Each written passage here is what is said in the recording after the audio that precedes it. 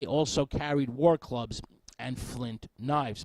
By the 18th century, the Apaches get firearms, guns from the Spanish, and become expert marksmen. But rifles are very rare with the Apache at this point. Only during the 1860s, 1870s, and 1880s, during the Apache Wars for Survival, did rifles become standard issue for Apache warriors. Now, for almost 3 centuries, almost 300 years, the history of the Apache was an almost uninterrupted succession of bitter, relentless battles against the white settlers. Almost from the first moment of contact with the Spaniards in the 16th century, the Apaches would remain equally hostile towards the Mexicans and Americans until the end of the 19th century. Through the Civil War and up to the early 1880s, the Apaches, led by chiefs like Cochise and Mangus Coloradas, basically resisted confinement and intrusion into their territory. More than anything else, it was probably the incessant kidnapping and enslavement of Apache women and children that gave the Apaches their, rather mad dog enmity towards the whites. It is estimated that as many as 6,000 Apache Indian slaves were held by the white people of New Mexico and Arizona, with thousands more enslaved Apaches held against their will in Mexico. Now, the prostitution of captured Apache women during the 1860s up until the 1890s, really, troubled the Apaches exceedingly. It was during this horrible period that the Apaches are supposed to have taken to the custom of mutilating their dead enemies. This practice is linked directly to Apache spiritual beliefs. For the Apaches believed that a person traveled in the afterlife in the physical state in which he or she died. For example, cutting off the head of a dead enemy was the ultimate mutilation. For the person or victim would then wander headless through eternity. Now, during the 1870s, the Apaches were forced onto reservations. By the late 1870s, the government attempted to consolidate the various Apache bands into one big reservation. Some of the Apaches fled to the hills, others fled south into Mexico. Of course, the most elusive and most famous of all the Apache freedom fighters was Geronimo, who did not surrender until September 1886. The Apaches were then deported as prisoners of war to Florida and later sent to Alabama. After much hardship and death by disease, the remaining Apaches settled in Fort Sill, Oklahoma. Geronimo, who was at this time had become Christianized, but is world famous and considered a living legend at this time, so much so that he is taken under guard to the St. Louis World's Fair, where Geronimo sells pictures of himself to delighted tourists for 25 cents each. The Chiricahua Apaches of the Southwest are perhaps the best well-known of all the Apache peoples and have the strongest cultural identity. The Chiricahua are linked or intertwined culturally with the Chihene, the Badonkahe, the Nedhai, and the Chokonan peoples. The name Chiricahua means mountain people and or people of the sun. And the term Chiricahua is linked to the twisted canyons and craggy summits of the Sierra Mountains. The Sierras, of course, would become a type of ultimate sanctuary for these Apaches during the wars of the 1860s, 1870s, and 1880s.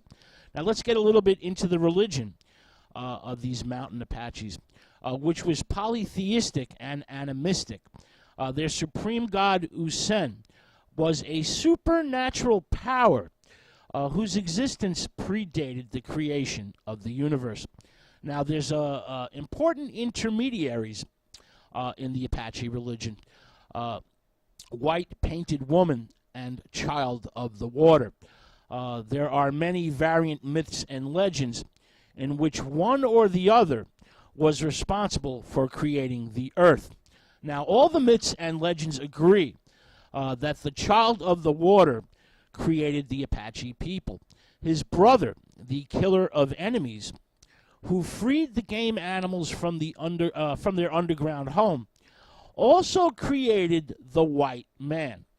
Now, the most important ceremony or ritual in Chiricahua Apache spiritual life was the girls' puberty ritual, which lasted 4 days and nights and included, prayers, feasting, and dancing. During the puberty ritual/ceremony, Apache men wore masks. These masks represented the Ga'an, the mountain gods. The Ga'an were benevolent deities that protected the Chiricahua people from harm and evil. Unlike other Indian tribes, the Apaches did not believe that a few exceptional individuals like shamans or medicine men possessed all the spiritual power. To the Apache, almost any man or woman could have power of one kind or another. Power, spiritual power, could not be sought by any individual. It could only come to a person unbidden. This power could only come in a dream or a vision. This dream or vision being a type of supernatural gift that is given to a chosen person. The Apache religion, their spiritual life, was somewhat bewildered by the white man's endless or lust for gold. They were certainly dismayed by this lust for gold. Gold to the Apache was considered too soft a metal to actually be useful. But more importantly, gold was sacred to their god, Usain. Gold to the Apache was a symbol of the sun, and they had a taboo against mining this precious and sacred metal. Apaches could pick it up off the ground, could pick it up off the surface of Mother Earth, but could not dig in the ground for it. For to do so would incur the supernatural wrath of their god Usain. The mountain gods, if you started mining for gold, would dance fiercely and shake their mighty shoulders and destroy everything and everyone that happened to be nearby.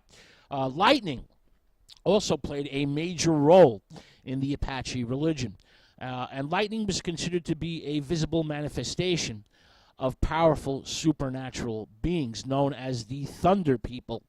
The Thunder People had once hunted on behalf of the Apaches, supplying all their game meat as needed.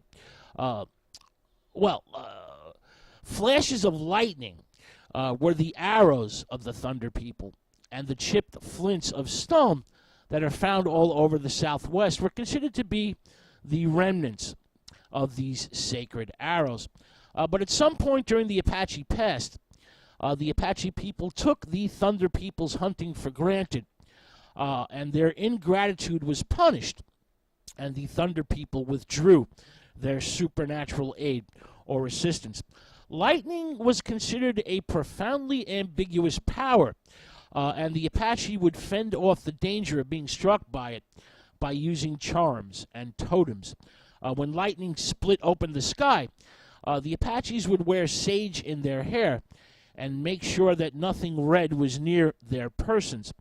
They did not eat during a lightning storm and uttered a spitting noise in order to show the lightning respect. Lightning strikes nearby were considered to be a pungent power in the air. If a person inhaled this pungent power, he or she could fall sick from the lightning sickness or illness.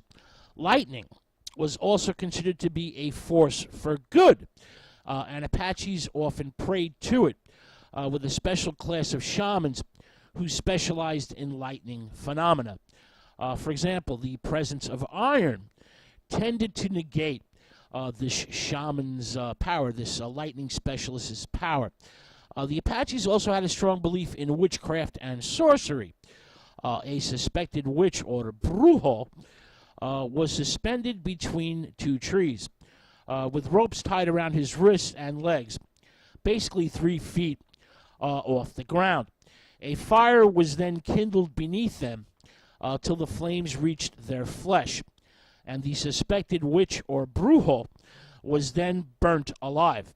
The body was then hacked to pieces, and the pieces then burnt upon the fire, and the ashes scattered to the winds. This ritual was not meant to be sadistic, but was considered a necessary procedure for dealing with evil that had been loosed upon the world. It was a way to appropriate the Great Spirit and the manifestation of his wrath upon this evil. This belief, this Apache belief in witchcraft, was so strong or pervasive that many other Indian tribes considered all Apaches witches or brujos and feared their dark spiritual powers. All right, with that thought, we're going to take another musical break.